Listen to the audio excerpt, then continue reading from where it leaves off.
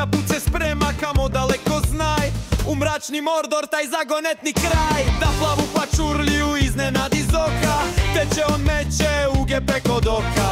Velike duše on stopere skupi, da put sebi skrati, al me može mukti. Zorane, Zorane, izvanredna sprava, tvoja kuhača sve bitke rješava. Ogrega djedo Slanutka, sve miriše sjajno, u Mordoru nek se slavi, nek je kulinarski trajno. Pačurlija pjeva, gosti svi u transu, Zoran Talijan daje im novu šansu.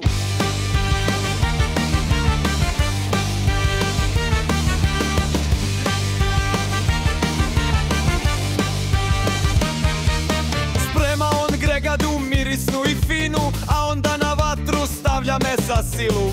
Crni rižo, to je ponos scene, uz miris dima nestaju sve sjene. U špaker baca zagorene škampe hitro, da pačurlija jede da napuni sitro. Nije zaboravio ni hobotnicu mladu, uz nju i lignje pravu morsku baladu. Zorane, Zorane, izvanredna sprava, tvoja kuhača sve bitke rješava. Od Gregađe do Skanutka sve miriše sjajno, u Mordoru nek se slavi, nek je kulinarski trajno. Pačurlija pjeva, gosti svi u transu, Zoran Talijan daje im novu šansu.